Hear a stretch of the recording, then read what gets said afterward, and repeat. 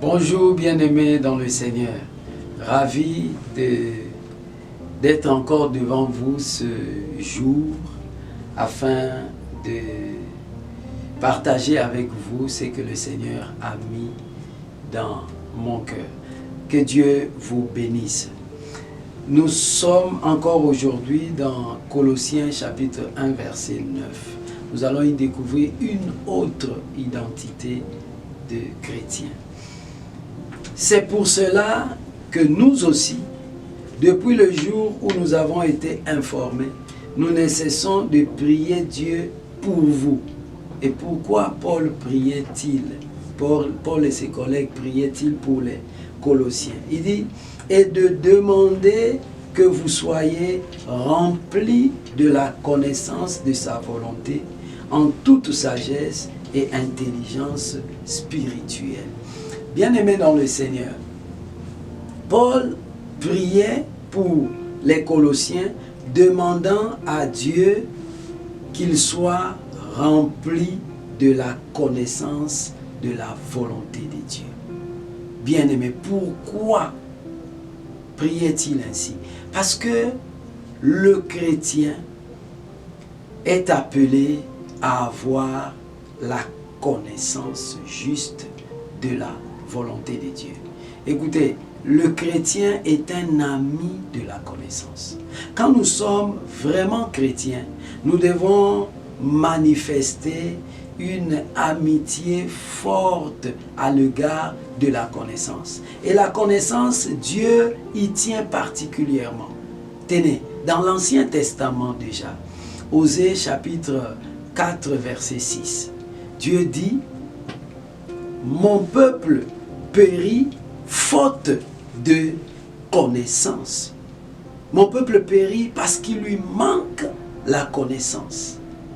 Il ajoute, puisque tu as rejeté la connaissance, je te rejetterai et tu seras dépouillé de mon sacerdoce parce que tu as oublié la loi de ton Dieu.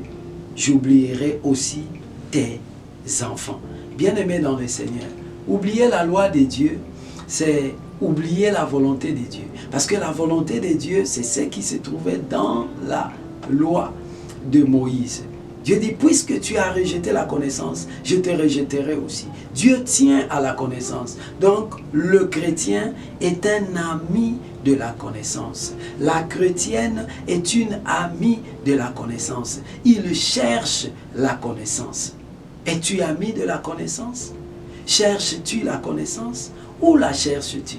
Le premier endroit où nous devons, nous enfants de Dieu, chercher la connaissance, c'est auprès de Dieu lui-même, à travers la prière. Quand nous prions, communiquons avec Dieu, nous apprenons à le connaître. Parce que dans la prière, Dieu nous parle aussi.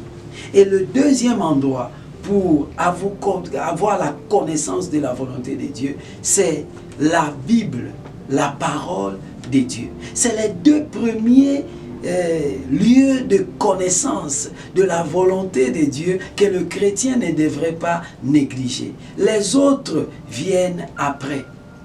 Les messages, les formations, les enseignements que nous pouvons écouter à l'église, d'hommes de Dieu, tout ça, ça vient après. Quand tu sais puiser la connaissance de la volonté de Dieu lui-même, à travers les moments de prière que tu passes devant la face de Dieu, et si tu apprends à puiser la connaissance de Dieu à travers la Bible, lorsque à travers d'autres sources de connaissances, tu recevras quelque chose qui ne sera pas de Dieu, l'Esprit de Dieu en toi t'alertera. Il te dira, attention, ça ne vient pas de Dieu. Ça, ce n'est pas de Dieu. Ça, ce n'est pas de Dieu. Il le refoulera en toi.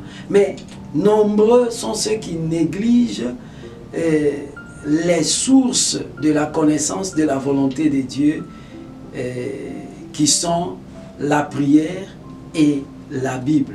Et quand tu les négliges, bien-aimé dans le Seigneur, tu te donnes simplement à d'autres voies de connaissance de la volonté de Dieu, tu vas recevoir des bonnes connaissances de Dieu, tu vas recevoir aussi les mauvaises, celles qui ne sont pas de Dieu du tout.